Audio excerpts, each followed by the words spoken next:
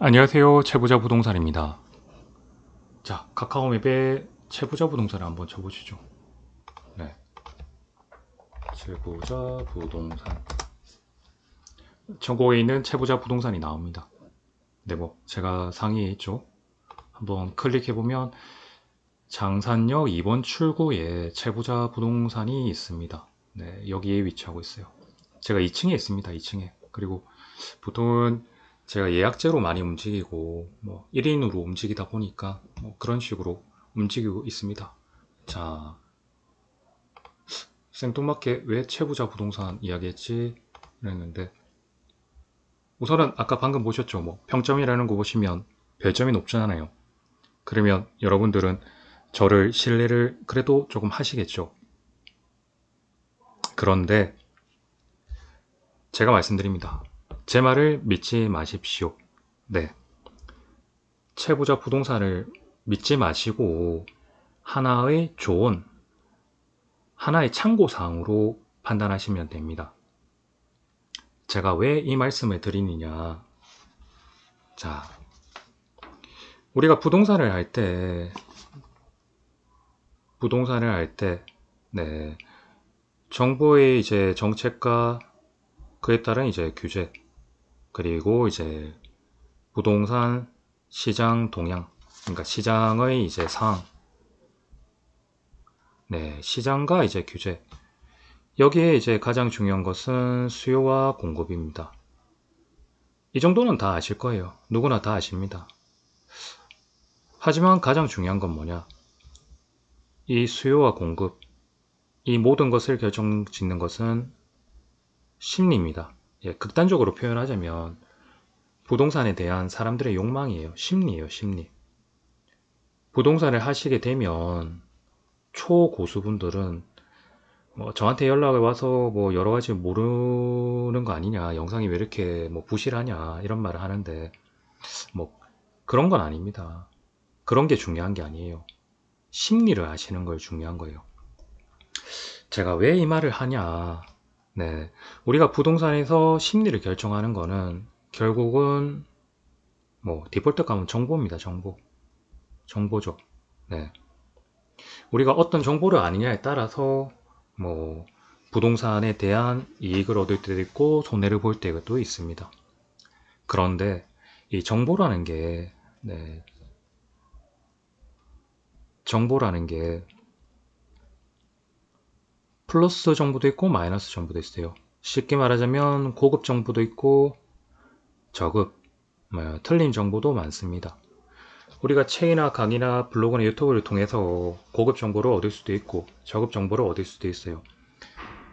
정보는 결국 심리를 결정하고 결국 그것은 부동산을 통해서 돈으로 환산됩니다. 결국 정보가 돈이에요. 근데 고급 정보는 여러분들이 계속 착각하시는 게 독점을 합니다. 공유를 안 해요. 공유를 안 합니다. 네. 사람의 심리가 다 똑같아요. 돈이 될 수 있고 돈을 벌 수 있는 파이가 한정되어 있는데 이것을 왜 공유를 합니까?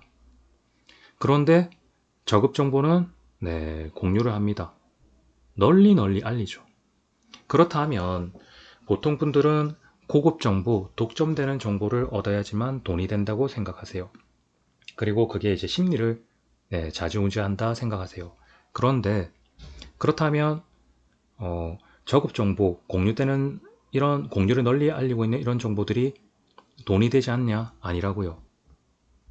많은 분들이 착각을 하시는 게 이 저급 정보를 통해서 심리를 건드려요. 그러니까 상대방의 판단을 흐리게 한다니까요. 네, 상대방의 판단을 올바르고 정확한 판단을 내리는 게 아니고 흐리게 만들어요. 그 타이밍에 네, 최적의 타이밍을 놓치게 만드는 거예요. 무슨 말인지 아시겠습니까? 고급 정보도 돈이 된다. 근데 독점하고 있다. 네, 공유를 안 하죠. 근데 저급 정보는 공유를 하게 해서 네, 사람들의 심리를 그러니까 판단을 흐리게 해서 심리를 흔들거립니다. 그리고 우리가 이제 이 강의나 책이나 강의나 뭐 블로그 유튜브 보는 게 뭐겠습니까? 최대한 고급 정보를 얻으려고 하잖아요. 근데 그 공유가 돼서 디폴트 값이 되는 순간 네, 그게 고급 정보가 아니게 되는 거예요. 근데 우리는 책이나 강의나 뭐 블로그 유튜브에 이걸 얻으려고 많이 하잖아요. 그렇다 면 생각해 보세요. 책이나 강의나 뭐 이런데 뭐 이 정보를 공유를 한다. 이 정보가 네, 말씀드린 대로 공유가 되면 결국 좋은 정보가 공유가 되면 결국 돈이 되는 상황이 되는데 자, 우리는 책이나 강의나 이런 걸 통해서 이걸 맹신한단 말이에요. 그러니까 어떤 특정 뭐 빅데이터 아니면 뭐 어떤 내용 그 돈을 통해서 돈을 벌었다. 그렇다면은 내가 이 부분에 대해서 알게 되면 돈이 되냐? 아니라고요. 그 사람만의 기준이고 그 사람만의 경험이라니까요. 그분만의 경험이라니까요. 기준이고 이거는 내 기준이 아니고 내 경험이 아니에요. 그렇기 때문에 이거는 돈이 되는 게 아주 어렵습니다. 근데 이걸 통해서 내가 계속 책이나 강의를 듣고 돈을 계속 비용을 내는 거예요. 제가 안타까워요. 그래서 기본적인 내용만 알고 나면은 심리를 보는 법을 계속 배워야 돼요. 그래서 제가 말하잖아요. 중요한 게 아니라고. 자, 우리가 쉽게 설명을 하자 하면은 저는 왜 책이나 강의를 보냐 하면은 책이나 강의 같은 걸 사냐 하면 저는 저만의 기준이 벌써 있습니다. 네. 여러 가지 경험을 통해서 기준을 세웠어요. 그리고 나서 이런 책 강의를 내시는 뭐 유명하신 분들과 그분만의 기준을 비교를 합니다. 그리고 뭐 간접 경험도 하지만 사실은 이분들을 통해 이분들이 책을 낸다는 말은 트렌드에 민감하다는 말이거든요. 어떤 특정 재개발 재건축을 예를 들게요. 재개발 재건축을 예를 들면은 저 같은 경우는 모든 과정을 다 겪었습니다. 정말 그 과정 속에서 뭐 피눈물도 흘려보고 웃기도 하고 그런 과정을 다 거치면서 물론 임원지는 못했지만 과정을 거치면서 겪었다고요. 근데 어떤 분들은 그 재개발 재건축의 그 단계에 일부 경험하시고 특히 그 순간에 이득을 보시고 나서 이게 전체 과정이냐 이야기를 많이 하세요. 그리고 호도를 합니다. 네, 이게 모든 것 이야기를 하세요. 그런 걸 이제 경계를 하는데 우선은 트렌드를 알기 위해서 이제 좀 많이 봅니다. 표현은 그렇지만 시험도 그렇잖아요. 우리가 감이 안 떨어지려면 최신 모의고사 기출도 풀지만 최신 모의고사를 풀듯이 트렌드를 안 떨어지기 위해서 저는 계속 보는 거고요. 근데 여러분들은 본인만의 기준을 세우기 위해서 뭐 한두 번은 할 수 있는데 그 기준을 세우기 위해서 해야지 이 기준을 세우지 않고 뭐 간접 경험이다 뭐 이런 식으로 해서 계속 비용을 내시는 거는 정말 아니라고 봅니다. 제가 말하잖아요. 제 말을 믿지 마시고 참고사항을 한 다음에 본인만의 기준을 세우시라니까요. 그걸 도와드리는 거라니까요. 그리고 개인마다 이제 각각 상황이 다르니까 거기에 맞춰서 저도 사업자니까 비용을 받고 컨설팅으로 도와드리는 예, 그 비용에 따라서 레벨이 달라지는 거지. 그 외에는 본인이 하셔야 된다니까요. 자, 제가 왜 이런 말을 하냐. 우리가 이제 부동산의 결정을 할 때 어떤 실거주든 투자를 할 때 기준이 있습니다. 그러니까 근데 비교적 이제 객관적인 기준, 비교되는 기준이 설명을 드리면은 자, 보통 지금은 가장 중요한 건 사실은 직장입니다. 직장. 네. 사실 이 부분은 조금 이따 설명드리겠지만 직장이 가장 중요하고요. 그 다음에 뭐 아이들 학교, 그 다음에 어른들 뭐 병원, 그리고 이 모든 것을 직주 근접으로 하고 학교와 병원을 줄여줄 수 있는 게 이제 역세권이죠. 역세권. 네. 그리고 부산 같은 경우는 가장 중요한 것은 이제 오션뷰입니다. 오션뷰. 이게 바로 입지입니다. 입지. 입지라는 거예요. 입지. 자, 그리고 가장 중요한 것은 이 모든 입지를 통해서 결국 가장 중요한 건 품격으로 나타날 수 있냐, 격을 올릴 수 있냐, 퍼스널 마케팅. 그러니까 나를 드러내는 내가 어떤 집에 살고 어디에 살고 이게 품격으로 드러날 수 있냐, 이게 이제 가장 중요하게 되는 겁니다. 네. 입지가 내 품격을 올려줄 수 있느냐, 이게 가격 형성에 미치는 거예요. 보통 이제 서울이나 경기나 이런 데는 직장이 가장 중요해요. 직장이 가까운데, 그렇기 때문에 직장이 대부분 서울 중심에 있기 때문에, 거기 집값이 비싼 거예요. 그러니까 인구의 절반이 모여 있는데 왜 절반이 모여 있겠어요? 뭐 한강 보려고 모여 있겠습니까? 아니라고, 밥 먹고 살기 위해서 직장이 거기 있으니까 거기 가는 거예요. 그러니까 여러 가지 직업들이 많다고요. 그러니까 부산에 있으신 젊은 층들이 서울로 가는 이유가 다 그겁니다. 부산에 직장이 많다. 어디 특정 진짜 뭐 해운대 그 뭐 장상류 주변에 직장이 뭐 있다. 그래서 지금 북항의 동구 그쪽도 이야기 나오는 게 뭐겠습니까?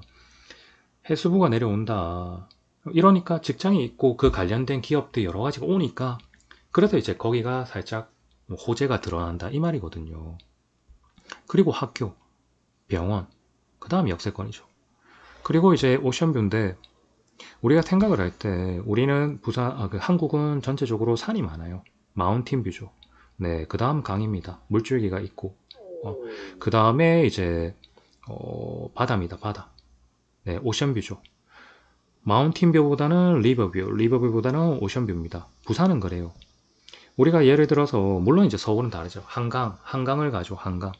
네, 한강이 아주 중요한데, 부산 같은 경우는 낙동강 리버뷰로 볼래? 아니면 바닷가, 물론 오션뷰도 등급이 있습니다. 뭐 서부산이나 이쪽이나 이제 동부산 쪽의 뭐 해운대 강안리 이쪽과 뭐 좀 다르지만, 오션뷰를 볼래 하면 오션뷰를 본다. 부산 같은 경우는 그 부분이 있기 때문에, 예. 이게 뭐냐, 직장이나 학교나 병원 역세권들은 웬만하면은 내지 수요, 쉽게 말하자면 부산의 수요를 이제 이끌어내고요. 그 다음에 오션뷰 같은 경우는 외지 수요, 네, 외부, 특히 서울 분들, 서울 경기, 특히 외지인 수요를 이제 이끌어냅니다. 이게 결국 심리를 미쳐서, 네, 이게 결국 입지 품격인데, 이게 결국 심리를 미쳐서, 네, 수요와 공급을 이끌어내는 거예요. 자, 우리가 여기서 이제 제가 하나 더 설명드릴 거는, 우리가 20평대가 있어요. 20평대. 그리고 30평대가 있고, 그 다음에 40평대 이제 대형이 있어요. 근데 이제 각 지역들마다 다르겠지만 부산은 일반적으로 30평대가 이제 기준이 됩니다. 왜 그러냐? 인구 구조가 좀 그렇습니다. 인구 구조나 우리의 생활들이, 물론 지금 1인 가구나 이제 뭐 아이들이 없고 1인 가구이기 때문에 20평대가 있겠죠. 근데 그런 것들은 이제 서울 중심이고, 이런 특히 해운대 이런 데나 아니면은 뭐 장산 이런 그린시티나 이런 데를 보면 30평대가 이제 기준이에요. 그래서 20평대의 가격들이 30평대를 받쳐주고 40평 대형 평수들이, 네, 이거를 멱살을 끌고 올라가는 거예요. 하지만 가장 중요한 건 30평대예요. 물론 이제 뭐 아까 말씀드린 대로 서울이나 이런 데는 20평대들이 이제 많고, 또 어디 펜트하우스 뭐 한강 보이는 이런 데 펜트하우스가 크죠. 뭐 우리가 뭐 몇백억에 거래되는 그런 펜트하우스인데, 하지만 일반적으로 봐야 돼요. 일반적으로 수요와 공급 심리는 일반 사람들이 보는 거 아닙니까? 일반적으로. 그러면 우리가 30평대를 이제 봐야 된다고요. 이 30평대를 기준으로 할 때 직장이 아니냐? 근데 부산은 직장이 거의 뭐 아닙니다. 그럼 학교는 일부, 네, 병원도 일부, 역세권이 이제 어느 정도 가장 영향을 많이 미치겠죠. 역세권이 가장 많이 미치고, 그 다음에 이제 집값의 30평대를 가장 결정짓는 기준이 이제 오션뷰입니다. 오션뷰가 가장 이제 이 집값을 결정짓는 가장 큰 요소로 보는 겁니다. 그러니까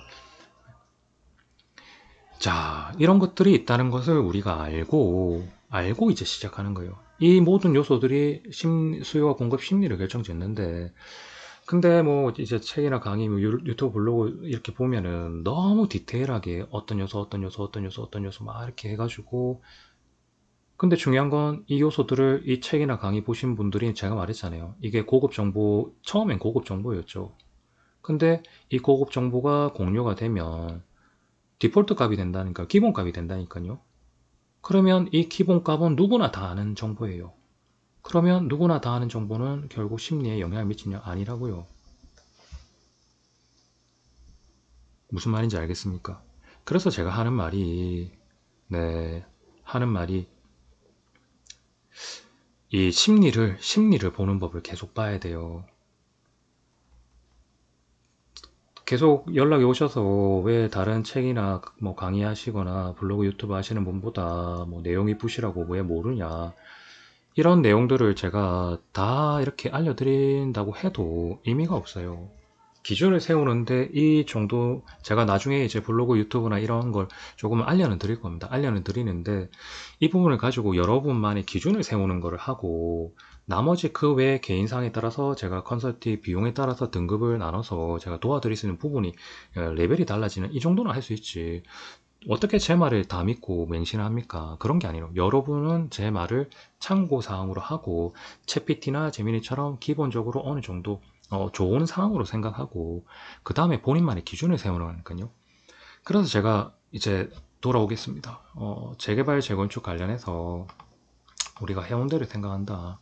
자, 지금 보면은 여러분들 중에서 뭐 그런 말 많이 합니다. 뭐 분담금이 어떻게 되고 뭐 이게 뭐 사업성 이야기하고 어디가 좋니 나쁘니 막 이야기를 하는데 그거를 이제 제 말은 참고상으로 한번 생각해 보십시오. 우리가 이제 뭐 분담금을 계산을 할 때 뭐 여러 가지 대지 지분이나 비례율이나 사업성 따지고 뭐 여러 가지 이제 계산을 합니다. 근데 그렇게 생각을 하실 필요도 있지만 근데 그렇게 한다 하더라도 큰 의미는 없어요. 네. 간단하게 생각하셔야 돼요. 우리가 사업하는 이제 부지가 있어요. 부지가 이제 통합자원축으로 X라는 부지가 만들어집니다. 이게 이제 우리 정비 용적률에 따라서 정비 용적률에 따라서 곱해가지고 이제 Y라는 연면적이 이제 만들어지게 됩니다. 네. Y라는 연면적이 만들어져요. 그리고 나서 이제 이게 이제 건물이 지어지고 실제 이제 신축이 되었을 때, 그 주변에 아까 말씀드린 30평대를 기준으로 했을 때, Z라는 신축가 비율을 했을 때 얼마만큼 될 거냐. 결국 내가 얼마만큼 분담금을 내고, 그러니까 내가 지금 현재 가지고 있는 가치 가격이 얼마고 분담금을 내고 이게 나중에 얼마만큼 낼 거냐. 그러니까 뭐 조합원이나 일반 이 가격 했을 때 분양가가 얼마만큼 받쳐줄 거냐 이것만 이제 그냥 간단하게 판단하시고 그리고 각 진행 과정 속에서 네, 수요와 공급 거기에 따른 어, 심리를 통해서 내가 뭐 이 최대한 손해를 안 보는 걸 보시는 법을 키워야지 이 계산을 계속 들어가려고 하시면 안 된다니까요. 어떤 특정 뭐 블로그나 유튜브 뭐 통해 가지고 분담금이 얼마다 그 유튜브 공유를 했다. 누구나 다 알잖아요. 그러면 거기에 들어가면 돈이 되겠습니까? 아니라고요. 그냥 그런 걸 너무 맹신하지 마시고 지금은 내가 내 기준을 세우는 걸 통한 다음에 보시는 걸 해야 된다니까요. 자, 돌아와서 자, 그렇게 되었어요. 그렇게 되고 아까 말씀드렸듯이 토지 있고 그 다음에 정비용적을 곱해서 연면적이 이제 Y라는 게 나오고 비교할 게 Z라는 게 있다. 그러면 이 X라는 각 되기 전에 우리가 이제 아파트들이 있잖아요. 뭐 20평대, 30평대, 40평대, 뭐 84제곱, 뭐 59 타입 뭐 이런 식으로 일단 면적이 있잖아요. 제곱미터 면적이 있잖아요. 연면적이 있잖아요. 그러면 이 연면적에 이제 세대수가 나올 거고 조합원이라 칩시다. 뭐 조합으로 갔을 때 조합원을 보면 이 면적을 했을 때 이 연면적의 이제 30평대 20평대, 30평대, 40평대 면적으로 이제 나눠요. 그러면은 20평대만 전부가 있다. 30평대가 전부가 있다. 40평대 전부가 있다. 그러면 뭐 세대수들이 나오잖아요. 그러니까 이거를 이제 조합을 하는 겁니다. 쉽게 말하자면 이 대지에 어떻게 설계 시공을 하고 얼마만큼 이제 세대수를 뽑아내고 네, 얼마만큼 그러면 이제 조합 빼고 일반 분양이 나오겠죠. 일반 세대수가 나온다고요. 그러니까 어렵게 하지 말고 여러 가지 이제 상황들이 따라 뭐 사업비나 금융비 여러 가지 따라야 되지만 일반 세대수가 나옵니다. 그러면 이제 대략적으로 나오게 되는 거예요. 근데 제가 말씀드리잖아요.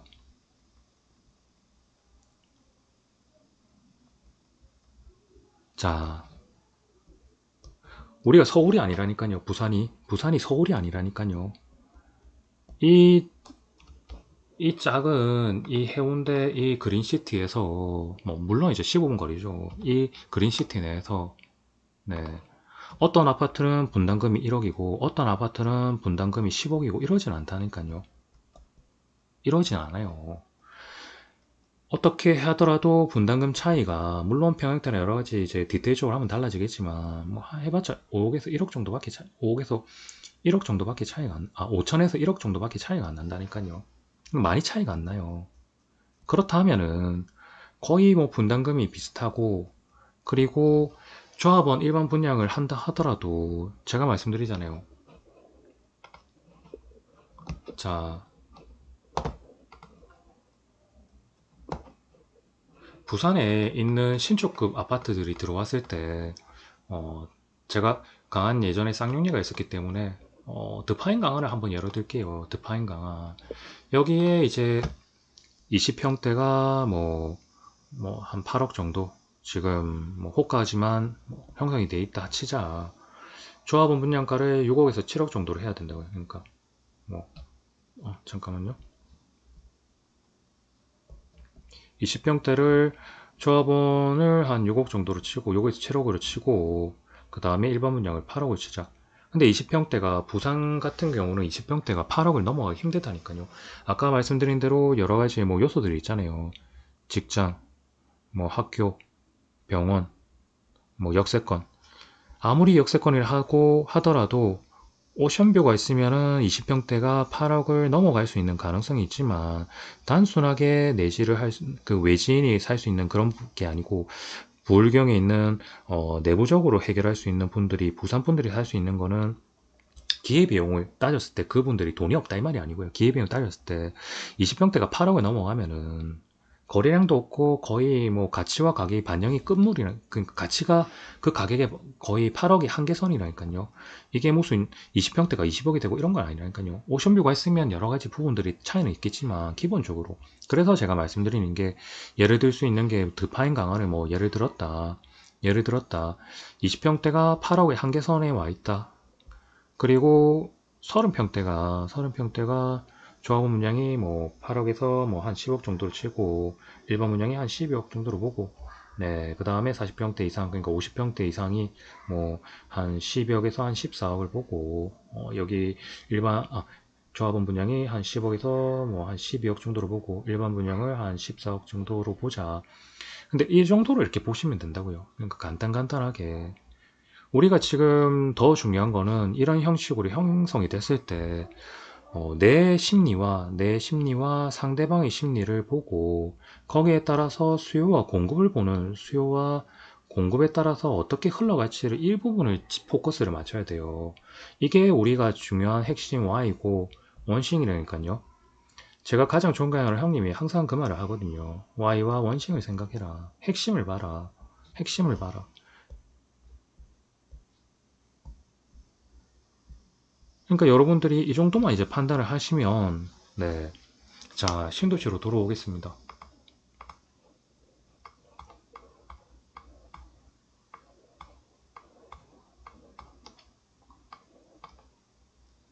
제가 말씀드렸잖아요.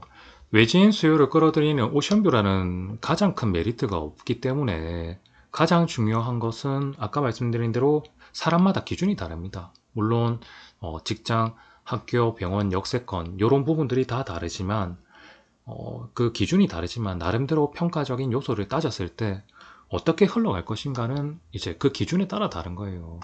그렇다 해봤자 아까 말씀드린 대로 분담금이 무슨 1억에서 10억씩 차이 나는 게 아니기 때문에 대략적으로 1억 정도로 5천에서 1억 정도로 나오고 집값은 이런 식으로 형성이 된다 친다 하면은 이 모든 걸 이겨낼 수 있는 거는 결국은 시간적인 부분이다. 사업성을 높이는 것은 바로 시간적인 부분이다. 그래서 이렇게 따지고 들어가서 이제 판단을 하시고 수요와 심리, 어떻게 흘러갈 것인가, 어디를 사람들이 좋아할 것인가, 수요가 늘어갈 것인가, 그걸 보고 파시는 분들은 내가 어떻게 팔아야 이익을 보고, 사시는 분들은 내가 어떻게 사야 이익을 볼 것인가, 이걸 보는 거지. 지금 채보자 왜 이렇게 계산을 못하냐, 막 이런 걸 이야기하시면 솔직히 그게 중요한 게 아닙니다. 그 부분에 대해서 제가 뭐 정말 계산을 못 하겠습니까? 계산해서 뭐 공유를 하는 순간 그거는 디폴트 값이 되고 중요한 사항이 아니게 돼버리는 겁니다. 그래서 제가 말씀드리는 게 책이나 강의나 블로그 유튜브에 올라와 있는 그 정보들이 누구나 클릭 한 번으로 누구나 뭐 비용 간단하게 내고 볼 수 있는 부분들이 되었기 때문에 그게 중요한 게 아니게 된 거예요. 그래서 원칙으로 돌아갔을 때 제가 여러 가지 본인만의 기준을 세우신 다음에 기준을 세운 다음에 네, 수요와 공급에 미치는 가장 큰 중요 요소, 심리를 보는 거, 나의 심리와 상대방의 심리를 보고 이걸 어떻게 보냐, 그걸 계속 연습하시는 거예요. 그리고 만약에 제 말을 믿지 마시고 제 말은 참고사항으로 하신 다음에 저도 사업자이기 때문에 컨설팅 비용으로 따라서 그 레벨에 맞춰서 이제 도와드릴 수 있는 이렇게 도와드리는 겁니다. 도움이 필요하시면 적절한 비용을 내시고 저를 이용하시면 돼요. 챗PT랑 마찬가지라니까요. 그렇게 하시고 비용을 안 내신다 하더라도 제가 이 기준을 세울 수 있는 기본적인 내용은 뭐 제가 블로그나 유튜브나 아니면은 나중에 책이나 강의 기본적인 거는 도와드릴 수 있다니까요. 근데 그거를 한두 번 정도는 하시되 본인만의 기준을 세우는 걸 연습을 하셔야지 이 책을 계속 사고 강의도 계속 듣고 뭐 그렇게 하실 필요 없다니까요. 개인적인 친분을 필요하시면 제 곡에 대해서 제가 관리해드리는 분이 돼가지고 계속 그렇게 흘러가시면 돼요. 나머지는 본인만의 기준을 세워서 이런 간단하게 그러니까 아주 디테일적으로 빅데이터를 보시고 하실 필요가 없다니까요. 그분들이 그렇게 빅데이터를 내고 그렇게 디테일적으로 했다 돈을 벌었다 하면은 책이나 강의를 하실 필요가 없어요. 그 정보를 본인만 가지고 있고 본인이 돈을 버시는데 집중하셔야지 왜 책이나 강의를 내겠습니까? 제가 말하잖아요. 본인만의 기준을 세울 수 있는 부분만 제가 도와드리고 나면은 본인이 직접 경험을 하시면서 본인의 기준을 다듬는 걸 연습을 하시고 가장 중요한 심리를 보는 걸 수요와 공급을 결정짓는 심리를 보는 걸 계속 연습을 하시라니까요.